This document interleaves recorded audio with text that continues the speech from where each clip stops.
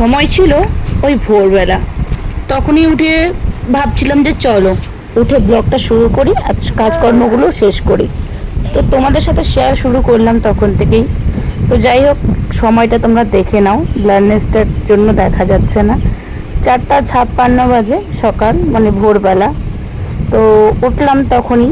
উঠে হচ্ছে মেয়ে তখনও ঘুমাচ্ছে, ওর বাবাও ঘুমাচ্ছে। সকালের যে একটা মানে মনোরম পরিবেশ, এই ঠান্ডা ঠান্ডা ওয়েদারে যদি তুমি কাজ করতে পারো তাহলে যে কতটা উপকার সেটা যে করে সেই বোঝে। তো এই মনে করো যত বেলা হবে সূর্যিমামা উঠবে, ব্লাইন্ডনেস বাড়াবে, গরম পড়বে ভীষণ, তখন কোনো এনার্জি থাকে না শরীরে কাজ করার। আর এই সময়টাতে ঠান্ডা প্রহরে যদি তুমি কাজগুলো করো তাহলে অনেকটা কাজটা এগোয়, আর অনেকটা মনে করো শরীরটাও হালকা হয়ে যায়। তো কাল রাত্রেবেলা না আর বাসি বাসি ওই বাসনপত্রগুলো ধুয়ে রাখিনি। তো ভাবলাম যে চলো সকাল সকাল আগে পরিষ্কারটুকু করিনি, কারণ এখনও মেয়ে উঠেনি। তো তোমাদের দাদাভাইও ঘুমাচ্ছে, সাথে মেয়েও ঘুমাচ্ছে, আর আমি উঠলাম। আর কাল রাত্রেবেলা সেরকমভাবে আমাদের খাওয়া হয়নি, তো আজকে আমাকে তাড়াতাড়ি রান্না করতে হবে। তোমাদের দাদাভাই খাওয়া দাওয়া করে কাজে যাবে, আর তোমাদের দাদাভাইয়ের কাজের টাইমটাই হচ্ছে ওই 5টা থেকে 6টার মধ্যে। তো এই কারণে আমাকে তো 4টায় উঠতে হবেই। তো ঘরে এসে দেখি মেয়ে উঠে একবারে বসে রয়েছে ওর পাপার পাশে, আর ওর পাপা কিন্তু পড়ে পড়ে এখনও ঘুমোচ্ছে। বেচারা টেরও পেলো না যে মেয়ে উঠেছে। তারপরে ডাক দিলাম যে মেয়ে কিন্তু উঠেছে, এবার আবার বিছানার থেকে নামার জন্য লাফ দেবে, তাই তুমি পাহারা দিও। এবার মেয়েকে আমি রাত্রেবেলা ড্রাইভার পড়াই না, তো সে কারণে হচ্ছে পেশাব পট্টি কিন্তু রাত্রেবেলা করেই থাকে। তো সেগুলো কাপড় চোপড় কিছু ধুয়ে দিলাম, আবার কিছু দেবো। তো তোমাদের সাথে তো প্রত্যেকটাই শেয়ার করা হয় না, তোমরা তো ভালো করেই জানো আমার অবস্থাগুলো। তারপরে বাসনপত্র অনেক বেরিয়েছে, এদিকে গরু ছাগল বের করে নিলাম, কারণ ওদেরও তো খিদে পায় সকাল সকাল, আর রোদ উঠলে না ওরা তো খেতে পারে না। তো ঠান্ডা প্রহরেই ওদেরকেও খেতে মানে বেঁধে দিলে ওরা খেতে পারবে ঘাসটা। আর এদিকে হচ্ছে আমার এই দেখো ব্যাকগ্রাউন্ডে কত খড়ি, আর এই খড়ি লেগে আমার হাত গেল কেটে। এবার হচ্ছে এদিকে আমি চিচিঙ্গে ভাজি করছি, কাঁচা লঙ্কা পেঁয়াজ দিয়ে, ভাত হয়ে গেছে, আর চা করে নিয়েছি। কালকে রাতে আনা কচুরিটা রয়েছে, সেটা দিয়ে এখন চা খাবো। তারপর মেয়েকে ওখানে খেলতে নামিয়ে দিয়েছি, আর আমাদের টুনটুনির বাচ্চাগুলো ওর ওখানে গিয়ে এত দুষ্টুমি করছে যেটা বলার মতো না। আর মেয়ে চিল্লাচ্ছে, কারণ হচ্ছে মেয়ের ওখানে ছিল মুড়ি দিয়ে দেওয়া। ওকে তোমরা আবার অনেকে বলবে ওকে বাটিতে দিলে ভালো হতো, ও বাটিতে খায় না গো, এভাবে দিলে ও 2-1টা করে খায়। তারপর দেখো সুন্দর করে বিছানাপত্র সব গুছিয়ে নিলাম, এত সুন্দরভাবে গুছিয়ে রেখে দিয়েছি। এটা আমার প্রত্যেক দিনেরই কাজ, হয়তো প্রত্যেকটা বাড়ির বউ এবং মেয়েরই কাজ এটা, যে সকালে উঠে ঘর গোছানো, ঘর ঝাড় দেওয়া, বিছানা উঠানো, বিছানা গোছানো, তাই না? আর এদিকে হচ্ছে আমার মেয়ের কাপড় চোপড় ঝুলিয়ে রেখেছি। আর ট্যাডিটা যে তোমরা দেখেছো বড় ট্যাডিটা, সেটা কিন্তু দেখো আমি উপরে ঝুলে রেখেছি, কারণ আমার মেয়ে একবারে ট্যাডির 12টা বাজিয়ে দিচ্ছে এই কারণেই। তো ও এই বিছানায় খেলতে খেলতে চলে এলো এখন এই বিছানায়। আর এই বিছানাতে দেখো কত খেলার জিনিস দিয়েছে, ছোট বাচ্চা থাকলে না গো হয় না।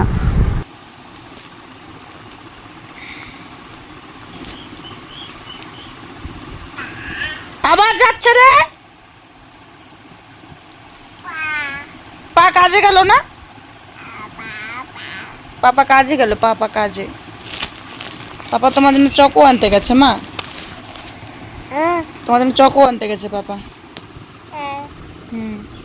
চকো আনতে গেছে, আম আনতে গেছে, কলা আনতে গেছে।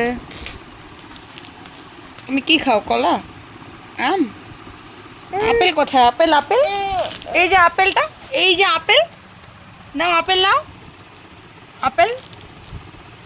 বসো এখানে বসো, এই যে আপেলটা, এ ফর আপেল, ধরো আপেল খাও, খাও খাও খাও, ধরো তুমি নিজে খাও, তুমি নিজে খাও আপেলটা।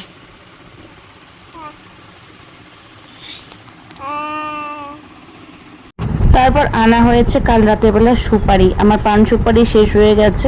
আর এই জিনিসটা না হলে আমি যেন দিনের দিন অচল হয়ে যাচ্ছি, জানি না কেন। তবে পান সুপারিগুলো গুছিয়ে রাখলাম, আগের কয়েকটা পান ছিল শুকনো হয়ে গেছে, সেটা ফেলে দিলাম। আর বাড়ির পাশে কাকি শাশুড়ির যে মানে চাতাটা এনেছি কেটে নিয়ে আবার দিয়েও আসলাম। তারপরে এদিকে করেছি গোলা রুটি, আর করেছি চা আমার জন্য, আর মেয়ের জন্য গোলা রুটি করেছি। ভাত ভাজা করে নিয়েছি, আর কালকের আমটা রয়েছে, ওটা এখনো পুরোপুরি পাকেনি, তাই খাওয়া যাবে না। তো মেয়ে তো না এখন ঘুমোচ্ছে, তো সে কারণে মেয়েকে আর ডিস্টার্ব করব না, আমি খাওয়া দাওয়াটা করে নিই। তারপর দেখো অবস্থা আমার, মানে আমি অনেকক্ষণ পরে আবার ব্লগটা শুরু করেছি, ঠিক আছে, মাঝখানে কোনো ব্লগ শুরু করিনি। মেয়ে আমার উঠে পেশাব পটে করেছে, তারপর আবার বিছানা চাদর তুলে ধুয়ে দিলাম। তারপর দেখো কি অবস্থা আমার ঘরে, মানে সব কিছু করে এলোমেলো এলোমেলো করে দিয়েছে, কোন জিনিস কোথায় ফেলেছে, কোন জিনিস যে কোন জায়গায় রেখেছে, মানে কার্গিল যুদ্ধ লেগে গেছে আমার মেয়ের সাথে। মানে প্রথমত দেখলাম যে কয়েকটা কাপড় ঝালনা দিয়ে ফেলে দিল, তারপর আমি গিয়ে নিয়ে আসলাম। এবার দেখি যে নিচে নামিয়ে বিছানাতে কাপড় ফেলে দিচ্ছে জন্য নিচে নামিয়ে দিয়েছি, এবার নিচের এই যে এলোমেলো সব যন্ত্র, এরকম সারাদিনে তো আর কম কাজ থাকে না বলো, তার তার সাথে এগুলো হচ্ছে বাড়তি কাজ। আর বাচ্চা মানুষ, ছোট বাচ্চা কিছু বোঝে না, ও এখন যেগুলো পারবে সেগুলো এরকম করবে। তো এখন করবে না তো কখন করবে বলো এই সমস্ত দুষ্টুমিগুলো? এখনই তো করবে বাচ্চারা, একটু মেনে নিতে হয়, একটু সহ্য করতে হয়, এটাই আর কি। আর তার থেকেও মেন কথা হচ্ছে আমি তো মা, আমি সহ্য না করলে কে সহ্য করবে? আর ভালো লাগছে না বাবাই,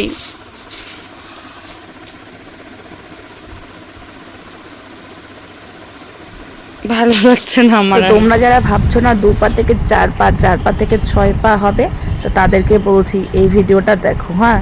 কারণ হচ্ছে একটা বাচ্চা মানে মানুষ করা মুখের কথা নয়। আর একলা হাতে মানে একলা সংসার সামলানোর পর বাচ্চাকে যে কতটা মানে টাইম দিতে হয়, কত কিছু যে সামলাতে হয়, কত কিছুর মধ্য দিয়ে যে চলতে হয়, সেটা তোমরা বুঝতে পারবে না বা জানো না। তো নিজে আগে প্রতিষ্ঠিত হও, মানে সেরকম একটা জায়গায়, তারপর সংসারকে মানে পুরোপুরি হাতে নাও, নিজের সংসারকে নিজের মতন করে, তারপর বাচ্চা কাচ্চার দিকে এগোও, আমি এটাই বলবো। আর কারণ হচ্ছে এই জিনিসটা না, মানে জীবন যুদ্ধটা বিশাল বিশাল, একদম পুরাতন কাহিনী, এরকম একটা ব্যাপার। তো তারপরে মেয়েকে আমি আপেলটা একটা সাইডে কামড় দিয়ে দিয়েছি, আর যাতে মেয়ে খেতে পারে। তো তোমরা অনেকে বলবে যে কেটে দিতে পারতে, অত আমার হাতে আর অত সময় নেই গো, আমি যা পারি শর্টকাট করেই করি, এতটা নয় যে খারাপ কিছু।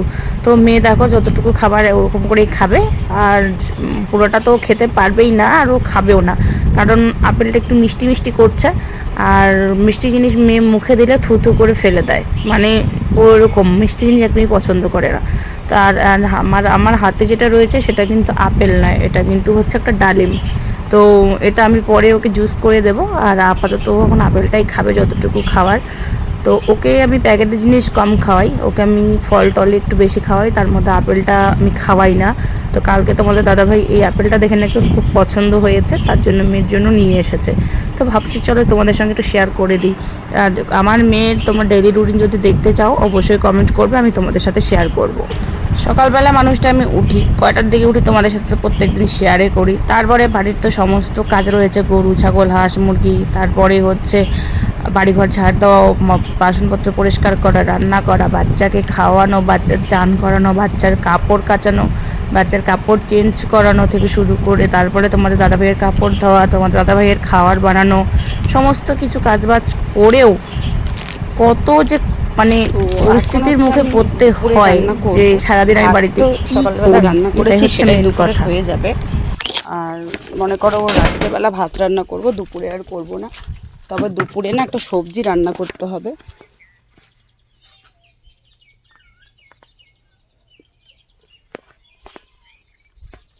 তো সেজন্যই এখন আমি তোমাদের সাথে শেয়ার করব আর একটা জিনিস। তবে এই জায়গাটা না খুব ভয়ঙ্কর, এটাতে একটু সাবধানে চলতে হয়। তো এই দেখো আমার গাছের মানে এই গাছটা, হ্যাঁ আমি বিয়ে হওয়ার মনে করো আমি বিয়ে হয়ে আসার 1 মাস পরেই আমি এই গাছটা লাগিয়েছি, ঠিক আছে। তো এই গাছটা লাগিয়েছি, আর এই গাছে মানে কত যে বেগুন ধরেছে, এই 1.5 বছর এই গাছটার বয়স হলো, ঠিক আছে। 1.5 বছরে মানে অনেক গাছ ছিল, একটা গাছ নয় কিন্তু প্রচুর গাছ ছিল। তোমাদের দাদাভাই কি করেছে, গাছগুলোকে তুলে দিয়েছে। আর এই একটা গাছ আমি কিন্তু জোর জবরদস্তি করে রেখেছিলাম। তো এই একটা গাছ জোর জবরদস্তি করে রাখার ফলে একটা গাছে এত ফল হয়, আর আমরা অতটা বেগুনটা পছন্দ করি না। তো সে কারণে অতটা ছেঁড়াও হয় না, নষ্টই হয়ে যায় বেশিরভাগটা। তো দেখো আমি কতগুলো বেগুন ছিঁড়ে নিলাম। তারপরে একটা ছোট্ট পটলের জাঙ্গি রয়েছে, আর এটাও কিন্তু ওই আমার বিয়ের 1 থেকে 2 মাস পরেই লাগানো হয়েছে। মানে এখানে যত তোমরা শাকসবজি পুরনো দেখতে পাবে বা গাছগাছালাগুলো দেখতে পাবে যেগুলো উঠছে, শুধু কাঁঠাল গাছ দুটো বাদ দিয়ে সব কিন্তু আমার বিয়ের পরেই লাগানো, মানে সমস্ত কিছু, আর নিজের হাতে সেটা।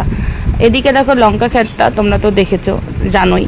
তো লঙ্কা খেতে গেলাম লঙ্কা ছিঁড়তে, তারপরে গরুটা ভাবলাম যে প্রচুর রোদ করেছে, তো ভাবলাম চলো গরুটাই আগে এনে রাখি ছায়ায়। তারপরে আনলাম, আনার পরে চলে গেলাম লঙ্কা ছিঁড়তে। লঙ্কা খেতে এতটা ঘাস হয়েছে, মানে 3-4 বার ঘাস উঠানোর পরেও প্রচুর ঘাস। আর লঙ্কার গাছগুলো দেখো নষ্ট হয়ে যাচ্ছে, হয়তো সারের অভাবে বা কিছু। তোমাদের দাদাভাই সেরকম সময় দিতে পারে না, এগুলোতে যত্নও করতে পারে না, সমস্তটা আমার উপরে নির্ভর করে। তো আর আমিও বাচ্চা নিয়ে তো পারি না, তো সে কারণেই এই অবস্থা হয়ে গেছে। তো যাই হোক, এখন হচ্ছে কয়েকটা লঙ্কা ছিঁড়ে নিচ্ছি, কারণ আমাকে রান্না করতে হবে। আর লঙ্কার যা দাম, 150 টাকা নাকি কেজি হয়ে গেছে। তো এখন আমি আর তো অনেক দিন থেকেই আমরা লঙ্কা কিনি না, মানে 2 মাস থেকে হয়তো লঙ্কা কিনি না, বাড়ির লঙ্কা দিয়েই হয়ে যাচ্ছে। তো যাই হোক, এইটুকু তো সেভ পাওয়া যাচ্ছে, তাই না? তারপরে বাড়িতে এসে টুনটুনিদের অনেকক্ষণ আগেই বেঁধে রেখেছি, তো এখন ছেড়ে দিলাম। কারণ হচ্ছে ওরা খিদে পেয়ে গেছে, চিল্লাচিল্লি করছে প্রচুর। আর আমি সাউন্ড মিউট করে দিয়েছি, তার কারণও রয়েছে। আর আমি ফ্যানের তলায় বসে ভয়েস ওভার দিই, সে কারণে কিন্তু প্রচুর শনশন শব্দ হয়, তোমরা একটু ম্যানেজ করে নেবে। আর মেন কথা হচ্ছে কি বলো তো, মানে আমারটা মনে হয় শরীর থেকে আর শরীর নেই, বুঝলে? কারণ হচ্ছে মানে মানুষ যেমন একটা মানুষ এখন যেমন বেরিয়েছে না এআই দিয়ে, সেরকম হচ্ছে আমার অবস্থা। মনে হয় আমাকে কেউ তৈরি করেছে। আমার হয়তো মানে এই শরীরটা হয়তো শরীর নয়, কারণ আমার ক্লান্তি, দুঃখ, দশা, আমার সমস্যা, আমার ভালো মন্দ, জীবনে আর কিচ্ছু নেই। তো চলো পুজোটা আগে দিয়ে নেই। তো আজকের মতো ভিডিওটা এখানেই শেষ করছি। কেমন হয়েছে অবশ্যই কমেন্ট করে জানাবে। ভালো লাগলে লাইক, কমেন্ট, শেয়ার এবং সাবস্ক্রাইব করে আমার পাশে থাকবে। দেখা হচ্ছে নতুন কোনো ভিডিওতে, ততক্ষণে সবাই ভালো থেকো, সুস্থ থেকো। আর আজকে আমি একটা বিশেষ কারণে ব্লগটা এখানে শেষ করছি, নেক্সট ব্লগে বলে দেবো। তো চলো দেখতে থাকো।